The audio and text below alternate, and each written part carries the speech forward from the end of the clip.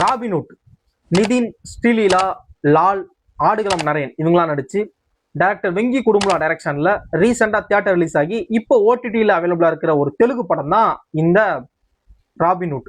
இந்த படம் தமிழ் டப்ல அவைலபிளா இருக்கு. படத்தோட ஸ்டோரி என்ன அப்படின்னா, நம்ம ஊர்ல தில்லாலங்கடி, வில்லன் இந்த படங்கள்ல காமிப்பாங்கல்ல திருடன் போலீஸ் கான்செப்ட். ஹீரோ வந்து ஒரு ஆர்ஃபனேஜ்ல வளருவாரு. அவர் வந்து தன்னோட ஆர்ஃபனேஜுக்காக பெரிய ஆளாகி அந்த ஆர்ஃபனேஜுக்கு ஹெல்ப் பண்ற மாதிரியான பணத்தை வந்து திருடி கொண்டு வந்து கொடுப்பார்ல, எல்லா ஆர்ஃபனேஜும் திருடி கொடுப்பார்ல. இந்த மாதிரி திருடி கொடுக்குற படம் தான் இந்த ராபின்ஹுட். இவர் வந்து போலீஸ்ல மாட்டினாரா மாட்டலையா அப்படிங்கிற ஒரு திருடன் போலீஸ் கான்செப்ட்ல தான் இந்த படம் ரன் ஆகும். இதோட செகண்ட் லேயர்ல வந்து ஒரு பெரிய இஷ்யூ, சோசியல் இஷ்யூவை பேசின மாதிரி ஒரு கான்செப்ட் வச்சிருக்காங்க.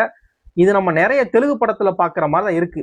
இந்த மாதிரி விஷயங்கள் எல்லாமே காலங்காலமா பாக்குற ஒரு தெலுங்கு படம், தமிழ் டப்ல தெலுங்கு படம் பார்த்தோம்னா இதே விஷயத்த அரைச்சிருப்பாங்க. அதுல இதையுமே அரைச்சிருக்காங்க.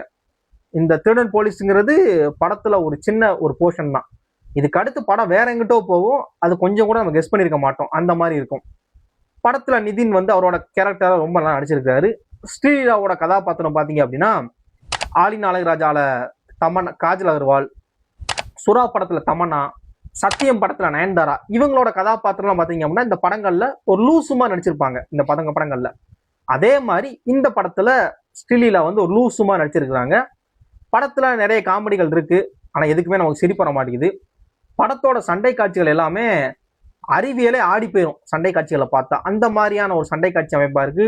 இயற்கைக்கு எதிரான ஒரு சண்டை காட்சி.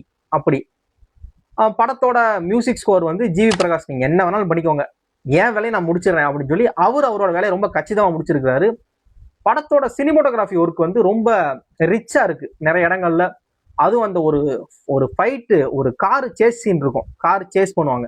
அந்த ஃபைட் சீன் எல்லாம் கேமரா எங்கெங்கயோ சுத்தும், நொறுக்கிருப்பாப்ல கேமராமேன்.